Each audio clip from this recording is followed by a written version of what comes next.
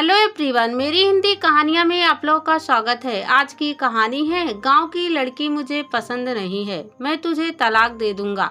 कहानी अगर पसंद आए तो वीडियो को लाइक और सब्सक्राइब जरूर करना। चलिए कहानी शुरू करते हैं। विनोद और बीनू की मैरिज एनिवर्सरी के दिन सब बेहद खुश थे। शनिवार का दिन था तो आराम से सब सेलिब्रेशन के मूड में थे। पार्टी देर तक भी चले तो कोई परेशानी नहीं। अनंत और प्रिया ने पार्टी का सब इंतजाम कर लिया था। मंजू और सुधीर से भी बात हो गई थी, वह भी सुबह ही आ रहे थे। प्रोग्राम यह था कि पहले पूरा परिवार लंच एक साथ घर पर करेगा, फिर डिनर करने सब बाहर जाएंगे। इस तरह पूरा दिन सब एक साथ बिताने वाले थे। शेखर और बीनू अपने बच्चों के साथ समय बिताने के लिए अति उत्साहित थे। अनंत तो अपनी पत्नी प्रिया और बेटी पारुल के साथ उनके साथ ही रहता था। बेटी मंजू अंधेरी में अपने पति सुधीर और बेटे अनुज के साथ रहती थी। मुंबई में होने पर भी मिलना जुलना जल्दी नहीं हो पाता था, क्योंकि बहू बेटा बेटी दामाद सब कामकाजी थे। इसलिए जब भी सब एक साथ मिलते शेखर और बीनू बहुत खुश होते थे। सबकी आपस में खूब बनती थी। सब जब भी मिलते महफिल खूब जमकर एक दूसरे की टांग खींची जाती। कोई किसी की बात का बुरा ना मानता। बच्चों के साथ शेखर और बीनू भी खूब हंसते हंसाते। 12 बजे मंजू सुधीर और अंजू के साथ आ गई। सबने एक दूसरे को प्यार से गले लगाया। शेखर और बीनू के साथ साथ मंजू सबके लिए कुछ न कुछ लाई थी। पारुल और अनुज तो अपने आप में व्यस्त हो गए। हंसी मजाक के साथ साथ खाना भी लगता रहा। लंच भी बाहर से ऑर्डर कर लिया गया था, पर प्रिया ने स्नेही सास ससुर के लिए खीर और दही बड़े उनकी पसंद को ध्यान में रखकर खुद बनाए थे, जिसे सबने खूब तारीफ करते हुए खाया। खाना खाते हुए सुधीर ने बहुत सम्मान पूर्वक कहा, पापा आप लोगों की मैरिड लाइफ एक उदाहरण है हमारे लिए। कभी भी आप लोगों को किसी बात पर बहस करते नहीं देखा। इतनी अच्छी बॉन्डिंग है आप दोनों की। मेरे मम्मी पापा तो खूब लड़ते थे, आप लोगों से बहुत कुछ सीखना चाहिए। फिर जानबूझकर मंजू को छेड़ते हुए कहा, इसे भी कुछ सिखा दिया होता, कितना लड़ती है मुझसे। कई बार तो शुरू में लगता था कि इससे निभेगी भी या नहीं। मंजू ने प्यार से घूरा, बकवास बंद करो, तुमसे कभी नहीं लड़ी है मैं। झूठे। प्रिया ने भी कहा, जीजू आप ठीक कह रहे हैं, मम्मी पापा की कमाल की बॉन्डिंग है। दोनों एक दूसरे का बहुत ध्यान रखते हैं, बिना कहे ही एक दूसरे के मन की बात जान लेते हैं। यहाँ तो अनंत को मेरी कोई बात ही याद नहीं रहती। काश अनंत भी पापा की तरह केयरिंग होता। अनंत से भी रहा नहीं गया। झूठ मूठ गले में कुछ फंसने को एक्टिंग करता हुआ बोला, मेरी प्यारी बहन मंजू, या हम दोनों भाई बहन क्या सुन रहे हैं? क्यों ना आज मम्मी पापा की बहू और दामाद को इस बॉन्डिंग की सच्चाई बता दें। हम कब तक ताने सुनते रहेंगे? कहता हुआ अनंत मंजू को देखकर शरारत से हंस दिया। शेखर ने चौंकते हुए कहा, अरे कैसी सच्चाई? क्या तुम बच्चों से अपने पेरेंट्स की तारीफ सहन नहीं हो रही? अनंत हंसते हुए बोला, मम्मी पापा तैयार हो जाइए, आपकी बहू और आपके दामाद से हम भाई बहन आपके इस बॉन्डिंग का राज शेयर करने जा रहे हैं। फिर नाटकीय स्वर में मंजू से कहा, चल बहन शुरू हो जा। मंजू ने जोर से हंसते हुए बताना शुरू किया, जब हम छोटे थे हम रोज देखते कि पापा मम्मी को हर बात में कहते हैं कि मैं तुम्हारे साथ एक दिन नहीं रह सकता। अम्मा पिताजी ने मेरे साथ बहुत बुरा किया है कि तुमसे मेरी शादी करवा दी।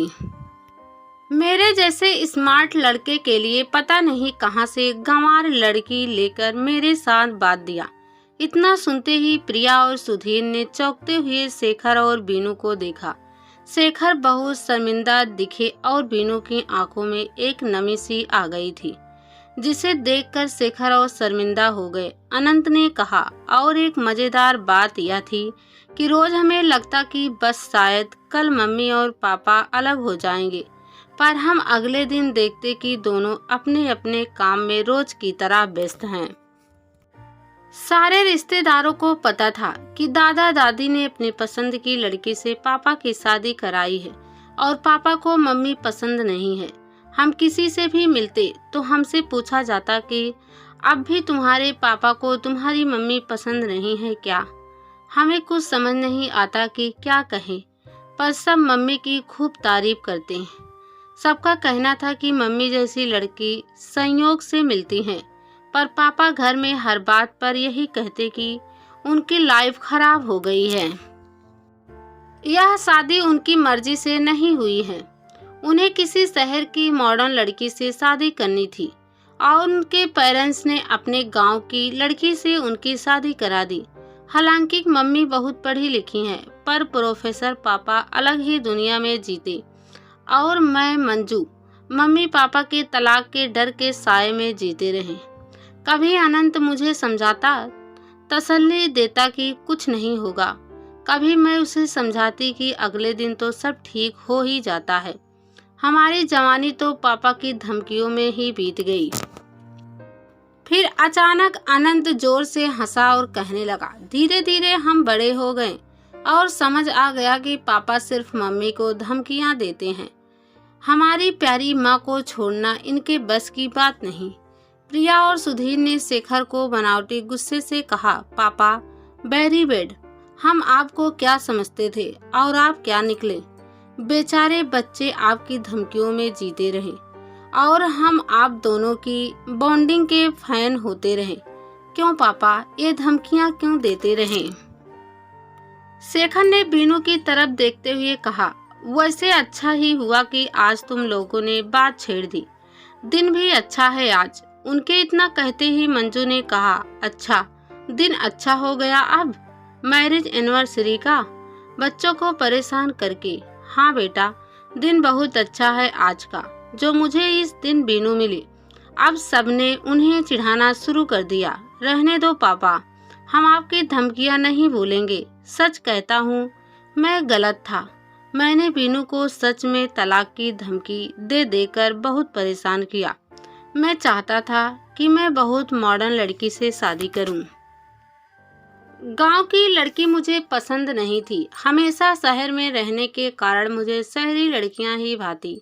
जब अम्मा पिताजी ने बीनू की बात की तो मैंने साफ साफ मना कर दिया, पर बीनू के पेरेंट्स की मृत्यु हो चुकी थी और भाई ने ही हमेशा बीनू की जिम्मेदारी संभाली थी।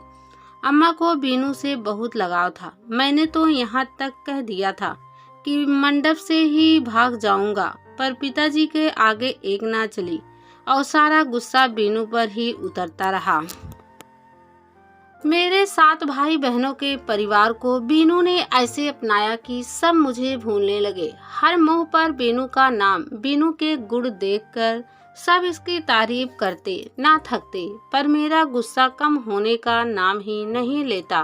पर धीरे धीरे मेरे दिल में इसने ऐसी जगह बना ली कि क्या कहूँ, मैं ही इसका सबसे बड़ा दीवाना बन गया। जब आनंद पैदा हुआ तो सबको लगा कि अब सब ठीक हो जाएगा, पर मैं नहीं सुधरा। बीनू से कहता कि बस यह थोड़ा बड़ा हो जाए तो मैं तुम्हें तलाक दे दूंगा। फिर 2 साल बाद मंजू हुई तो भी मैं यही कहता रहा कि बस बच्चे बड़े हो जाए तो मैं तुम्हें तलाक दे दूंगा और तुम चाहो तो गांव में अम्मा के साथ रह सकती हो। फिर बच्चे बड़े हो रहे थे तो मेरी बहनों की शादी का नंबर आता रहा। बीनू अपनी हर जिम्मेदारी दिल से निभाती रही और मेरे दिल में जगह बनाती रही, पर मैं इतना बुरा था कि तलाक की धमकियों से बाज नहीं आता। बीनू घर के इतने कामों के साथ अपना पूरा ध्यान पढ़ाई लिखाई में लगाती और इसने धीरे धीरे अपनी पीएचडी भी पूरी कर ली। और एक दिन एक कॉलेज में जब इसे नौकरी मिल गई तो मैं पूरी तरह से अपनी गलतियों के लिए इतना शर्मिंदा था कि इससे माफ़ी भी मांगने की मेरी हिम्मत नहीं हुई। मन ही मन इतना शर्मिंदा था कि आज इसलिए इस दिन को अच्छा बता रहा था कि मैं तुम सबके सामने बीनू से माफ़ी मांगने की हिम्मत कर पा रहा हूँ। बच्चों, तुमसे भी शर्मिंदा हूँ कि मेरी तलाक की धमकियों से तुम्हारा बालपन आहत होता रहा और मुझे खबर भी नहीं हुई। बीनू, अनंत और मंजू, तुम सब मुझे आज माफ कर दो। प्रिया ने बीनू की तरफ देखते हुए कहा। मम्मी, आप भी कुछ कहिए ना। बीनू ने एक ठंडी सांस ली और बोलने लगी। शुरू में तो एक झटका सा लगा जब पता चला कि मैं इन्हें पसंद नहीं। माता पिता थे नहीं। भाई ने बहुत मन से मेरा विवाह इनके साथ किया था। लगा भाई को बहुत दुख होगा अगर उससे अपना दुख बताऊंगी तो, इसलिए कभी भी किसी से शेयर ही नहीं किया कि पति तलाक की धमकियां दे रहा है। सोचा समय के साथ शायद सब ठीक हो जाए, और ठीक हुआ भी। तुम दोनों के पैदा होने के बाद इनका अलग रूप देखा। तुम दोनों को यह खूब स्नेह देते। कॉलेज से आते ही तुम दोनों के साथ खूब खेलते। मैंने यह भी देखा कि मुझे अपने पेरेंट्स के सामने या उनके आसपास होने पर ये तलाक की धमकियां ज्यादा देते हैं। अकेले में इनका व्यवहार कभी खराब भी नहीं रहा। मेरी सारी जरूरतों का हमेशा ध्यान रखते। मैं समझने लगी थी कि यह हम सबको प्यार करते हैं, हमारे बिना रह ही नहीं सकते। ये धमकियां पूरी तरह से झूठी है। सिर्फ अपने पेरेंट्स को गुस्सा दिखाने के लिए करते हैं। यह अपने पेरेंट्स से इस बात पर नाराज थे कि उन्होंने इनके विवाह के लिए इनकी मर्जी नहीं पूछी, सीधे असमझ फैसला थोप दिया। जब मैंने यह समझ लिया तो जीना मुश्किल ही नहीं रहा। मुझे पढ़ने का शौक था। किताबें तो यह ही ला कर दिया करती। पूरी सहयोग किया तभी तो पीएचडी कर पाई। रात भर बैठकर पढ़ती तो यह कभी चाय बना कर देते, कभी गर्म दूध का गिलास जबरदस्ती पकड़ा देते, और अगर अगले दिन अम्मा पिताजी आ जाए तो तलाक पुराण शुरू हो जाता। पर मैं इनके मौन प्रेम का स्वाद चख चुकी थी। फिर मुझे कोई धमकी असर न करती। कहते कहते बीनू बहुत प्यार से हंसती। विनोद हैरानी से बीनू का मुंह देख रहे थे। बोले, मतलब तुम्हें जरा भी चिंता नहीं हुई कभी? नहीं जनाब, कभी नहीं। बीनू मुस्कुराई। अनंत और मंजू ने एक दूसरे की तरफ देखा। फिर अनंत बोला, लो बहन, और सुनो इनकी कहानी। मतलब हम ही बेवकूफ थे जो डरते रहे कि हाय मम्मी पापा का तलाक न हो जाए, फिर हमारा क्या होगा। हम बच्चे तो कई बार यह बात भी करने बैठ जाते कि पापा के पास कौन रहेगा और मम्मी के पास कौन। हमें तो फिल्मी कोर्ट सीन याद आते और हम अलग ही प्लानिंग करते। पापा मम्मी, बड़ा जुल्म किया आपने बच्चों पर। ये धमकियां हमारे बचपन पर बहुत भारी पड़ी है।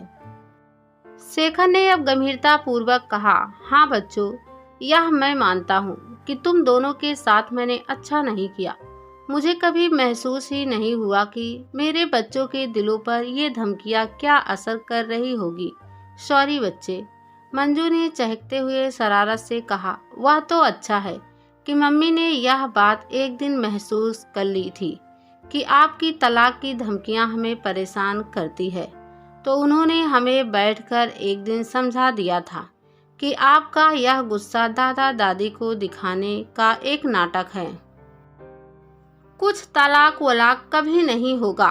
तब जाकर हम थोड़ा ठीक हुए थे। शेखर अब मुस्कुराए और नाटकीय स्वर में कहा, मतलब मेरी खोखली धमकी का किसी पर भी असर नहीं पड़ रहा था और मैं खुद को 30 मार खा समझता रहा। सुधीर ने प्रिया की ओर देखते हुए कहा, प्रिया, अनंत और मंजू कोई धमकी कभी दे तो दिल पर मत लेना यार। हमें तो बड़े धमकीबाज ससुर मिले हैं, पर यह भी सच है कि आप दोनों की बॉन्डिंग है तो कमाल। एक सारी उम्र धमकी देता रहा, दूसरा एक कान से सुनकर दूसरे कान से निकालता रहा। बस 2 बेचारे बच्चे डरते रहे।